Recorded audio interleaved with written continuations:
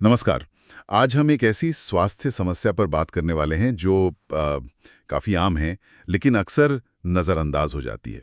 मेरा मतलब है खर्राटे और स्लीप एपनिया। जी, हमारे पास जो जानकारी है वो श्वास-प्रश्वास और नींद प्राकृतिक उपचार और कुछ जुड़े हुए विश्लेषणों पर आधारित है। बिल्कुल। और कोशिश यही रहेगी कि हम इसे समझें और इसके जो प्राकृतिक समाधान हैं उन पर गौर करें। हाँ, ये बहुत ज़रूरी है। स्लीप एपनिया में होता क्या है कि सोते समय ना सांस कुछ पलों के लिए रुक जाती है, बार-बार। अच्छा। और जो सबसे आम प्रकार है वो है ऑब्स्ट्रक्टिव स्लीप एपनिया। इसमें होता ये है कि गले की जो मांसपेशियां हैं वो बहुत ज़्यादा ढीली पड़ जाती हैं ओके। और हवा का रास्ता ही रोक देती हैं। और हाँ, ज़ोरदार खर्राटे जो है वो अक्सर इसका पहला संकेत होते हैं। हाँ, खर्राटों को तो लोग मजाक में उड़ा देते हैं कई बार। बिल्कुल। पर ये जानना ज़रूरी है कि हर खर्राटा स्लीप एपनिया नहीं होता, लेकिन हाँ, ये एक इशारा हो सकता है। और इसे हल्के में लेना वो तो ठीक नहीं है ना? सुना है इसके असर सिर्फ रात की नींद खराब होने तक ही नहीं रहते। नहीं, बिल्कुल नहीं। सही कहा आपने। दिन भर की थकान रहती है, चिड़चिड़ापन महसूस होता है, चीज़ें याद रखने में, फोकस करने में दिक्कत आती है, ये तो आम बातें हैं। लेकिन अगर इसे लंबे समय तक अनदेखा किया जाए, तो ये हाई ब्लड प्रेशर, दिल की बीमारियां, स्ट्रोक, यहाँ तक कि डायबिटीज़ का खतरा भी बढ़ा सकता है। अरे बाप रे। हाँ, ये शरीर का एक तरह से अलार्म है कह सकते हैं, मदद मांग रहा है। तो फिर समाधान क्या है? आयुर्वेद का क्या नजरिया इस पर? क्या ये सिर्फ गले की मांसपेशियों का ढीलापन ही है? आयुर्वेद इसे थोड़ा अलग ढंग से देखता है। वो इसे सिर्फ मांसपेशियों की ढिलाई नहीं मानता, बल्कि शरीर में, खासकर श्वास नली में कफ दोष के बढ़ने, मतलब एक तरह की रुकावट या जमाव से जोड़ता है। अच्छा, कफ दोष। जी, और इसे संतुलित करने के लिए कुछ खास उपाय हैं। जैसे एक है नस्य थेरेपी। नस्य, ये नाक में तेल डालने वाली प्रक्रिया? हाँ, वही। पर यह सिर्फ नाक खोलने के लिए नहीं है। अणु तेल या षड्बिंदु तेल जैसे जो औषधीय तेल होते हैं, जी। उनकी कुछ बूंदें सुबह भाप लेने के बाद नाक में डाली जाती हैं। माना जाता है कि ये सीधे नर्वस सिस्टम को शांत करता है और वायु मार्ग को साफ रखता है, इंटरेस्टिंग। जिससे नींद में सांस लेने में मदद मिलती है। समझ गया। और वो जो हल्दी वाला दूध है जिसे आजकल गोल्डन मिल्क भी कहते हैं, उसका क्या रोल है? बिल्कुल। हल्दी का जो एंटी इन्फ्लेमेटरी गुण है, जी, मतलब सूजन कम करने की जो ताकत है, हाँ हाँ, वो यहाँ काम आती है। गले और सांस की नली की सूजन कम होने से सांस लेना आसान हो सकता है। अच्छा, तो सोने से कोई आधा घंटा पहले गर्म दूध में हल्दी और बस एक चुटकी काली मिर्च। काली मिर्च क्यों? काली मिर्च जरूरी है क्योंकि वो हल्दी को शरीर में ठीक से सोखने, मतलब एब्जॉर्ब होने में मदद करती है। Okay okay. और हाँ, त्रिफला चूर्ण भी है। वो पाचन सुधारने और वजन को कंट्रोल करने में मदद कर सकता है, जो अक्सर स्लीप एपनिया से जुड़ा होता है। हाँ, वजन का तो मैंने भी सुना है कि बहुत बड़ा रोल है इसमें।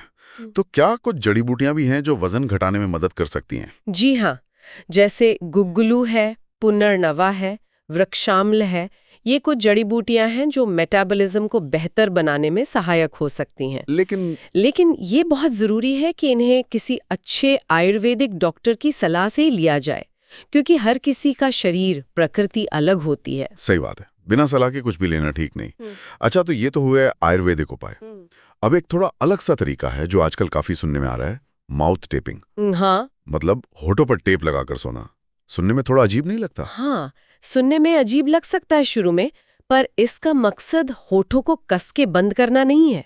अच्छा। इसमें खास तरह के स्किन फ्रेंडली टेप आते हैं, जैसे सर्जिकल पेपर टेप। बस हल्के से मुंह बंद रखने को प्रोत्साहित किया जाता है। ओके, पर क्यों? इसका लॉजिक क्या है? लॉजिक बड़ा सिंपल है। शरीर को वो करने के लिए प्रेरित करना जो उसके लिए प्राकृतिक है। नाक से सांस लेना। नाक क्या करती है? वो हवा को फिल्टर करती है, उसे गर्म करती है, नम बनाती है, और साथ ही ये जीभ को सही पोजीशन में रखने में मदद करती है ताकि वो पीछे गिरकर सांस का रास्ता ना रोके। अच्छा, लेकिन अगर किसी नाक पहले से ही बंद रहती हो, जुकाम हो या साइनस की प्रॉब्लम हो, तब? बहुत अच्छा सवाल है। हाँ, अगर नाक बहुत ज्यादा बंद रहती है या साइनस की कोई गंभीर समस्या है, तो पहले उसका इलाज कराना जरूरी है। माउथ टेपिंग तभी आजमानी चाहिए जब नाक से सांस लेना आराम से संभव हो। ठीक है, ये सावधानी जरूरी है। तो टेपिंग तो हुई सांस का रास्ता बदलने की बात, लेकिन क्या हम गले की मांसपेशियों को मजबूत कर सकते हैं, जैसे जिम में करते हैं? बिल्कुल, क्यों नहीं। इसे मायोफंक्शनल थेरेपी कहते हैं। कुछ आसान सी जीभ और गले की कसरत रोज करने से इन मांसपेशियों में टोनिंग आती है, कसाव आता है। अच्छा, जैसे? जैसे एक है टंग स्लाइड। इसमें जीभ की नोक को ऊपर के दांतों के ठीक पीछे रखना है ओके। और फिर उसे तालू के साथ साथ पीछे की तरफ स्लाइड करना है। दिन में 10-15 बार दोहरा लें। अरे वाह, मतलब जीभ की कसरत से खर्राटों पर असर? ये तो सोचा नहीं था। और क्या कर सकते हैं? मुंह बंद करके चबाने और निगलने का अभ्यास करें। इससे भी मांसपेशियां काम करती हैं। और हाँ, गाना गाना या गुनगुनाना। गाना गाना? हाँ, इससे गले की मांसपेशियों की बढ़िया कसरत होती है।